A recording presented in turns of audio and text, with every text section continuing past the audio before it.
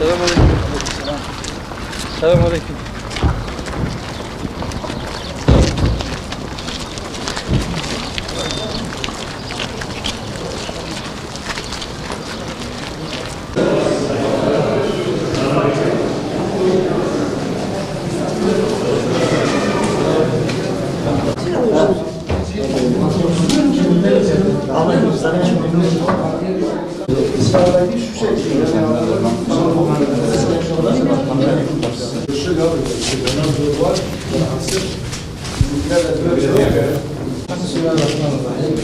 Allah hayırlı olsun.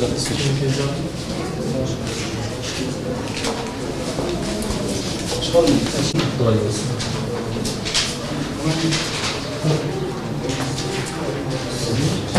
Tamam. Mutlu'dan inşallah. Şükürler de hadi. Hadi kalmadan.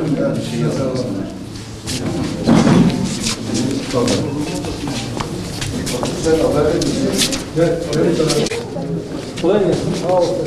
Hayırlı olsun. Kolay gelsin. Sağ ol. Hoş geldin. Kolay gelsin. Merhaba. Nasıl gidiyorsun?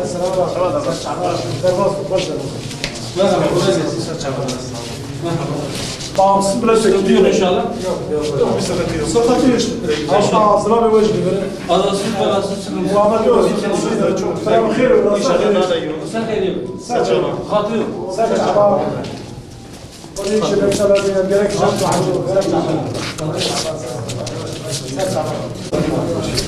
İyisiniz inşallah. Kolay gelsin. Sağ olun, teşekkürler. Nasıl bu sizin sandık biraz sakin. Sakin. Şu an biraz sakin oldu. 233'te kuyruk var.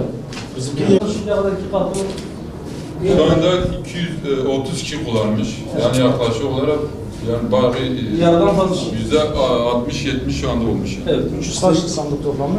380. 380'dir. Yani 240 falan gitmiş. Evet. 130 falan kalmış. Yani öyle olursa 200. Yani %70 şu anda katlı. Hayırlı olsun. Peki. Kolay gelsin. Sağ olun. Adasız belasız sıkıntı. İnşallah. Öyle olur. Bakalım nasıl sizde? Değerli geçtiniz mi? Ama hoş mu? Kolay gelsin. Kolay gelsin. Kolay gelsin.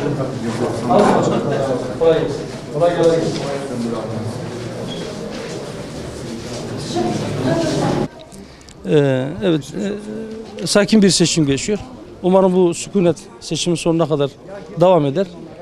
Sonuçların şimdiden bütün memleketimiz için, bütün insanlarımız için hayırlı olmasını diliyorum.